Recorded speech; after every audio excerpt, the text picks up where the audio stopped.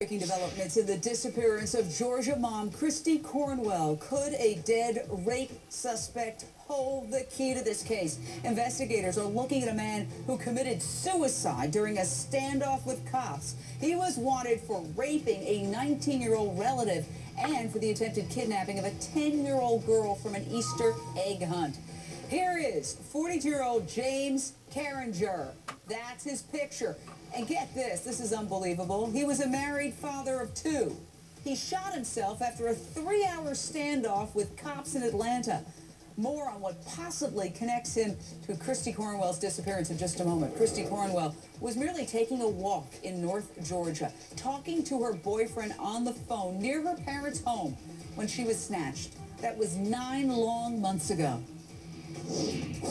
Kristi is still missing. It's been 9 months today since she was abducted, and that we're just in a terrible nightmare.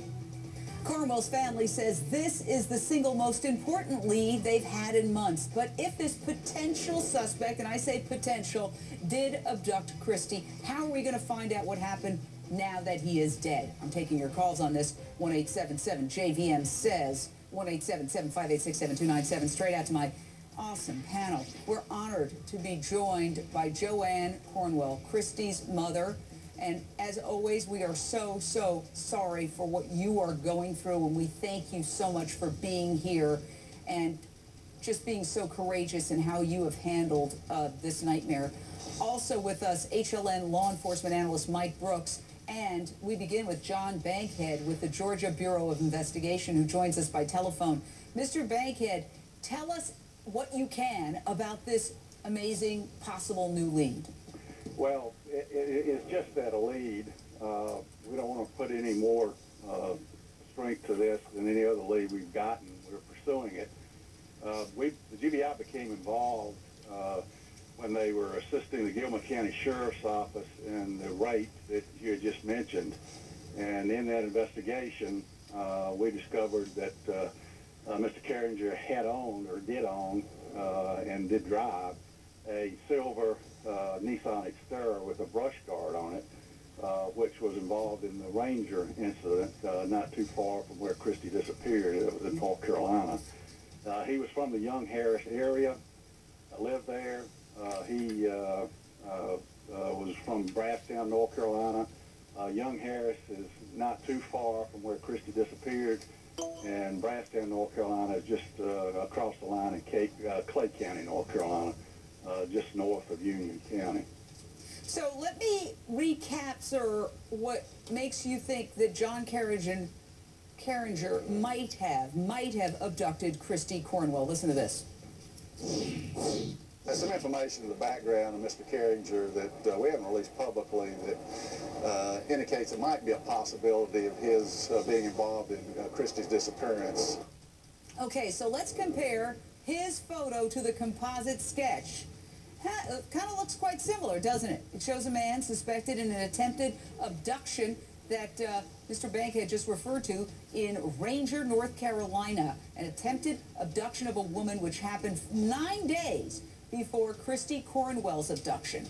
That woman told police she was simply walking along the road when a silver SUV knocked her to the ground, and she says the driver approached her but then ran off when another car drove up. And here is the sketch of the vehicle that the woman described, a silver Nissan Xterra with a brush guard. Now, isn't it true, Mr. Bankhead of the GBI, that Carringer once sold a silver Nissan Xterra with the brush guard on the front, and he sold it soon after Kristi Cornwell vanished? Well, that was earlier information put out. We found out after pursuing this that he actually still had it, and we were able to get the vehicle, and we are processing that vehicle for any evidence that might be helpful in investigation. He also had a brush guard on his vehicle that was removed shortly after these incidents occurred up in Ranger and in Gilman County. The only description we have of a vehicle in the Kristi's disappearance was a light-colored, could be a white or silver SUV that was seen there. I want to bring in Joanne Cornwell, Kristi's mother. Thank you for your patience. We wanted to establish what was going on before we go to you and get your reaction to this potential lead. What is your reaction? Well, I'm not going to get too excited until I know for sure that there is a connection. I know that the GBI has said that they have not found any concrete connections between the Carringer man and Kristi's abduction at this point. So I have gotten my hopes up before, and when they would have a lead and then it wouldn't pan out, so, and then be very disappointed. So I'm just waiting to see. I'm not going to get too excited until I know for sure. Let's examine some of the reasons why authorities are looking at John Carringer in connection with Kristi Cornwell's abduction. And one of the big reasons is proximity. Kristi Cornwell was abducted in Blairsville. The attempted abduction 9 days earlier of another woman was just 25 miles away in Ranger, North Carolina. This Carringer guy lived in Young Harris, Georgia, but grew up in Brasstown, North Carolina. Now, all of these locations are very close together, Joanne. You're in that area, so you certainly know. What do you make of that?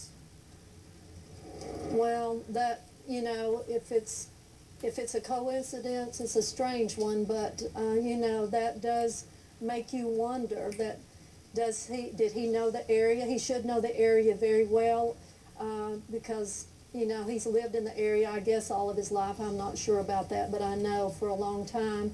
And we're not that far away, and I don't know if he had business down in this area of the county, but, you know, he could have known the area very well, even the North Carolina area where the abduction was tried. So, on the other side of the break, I don't know. We're going to get more from you and talk about his death.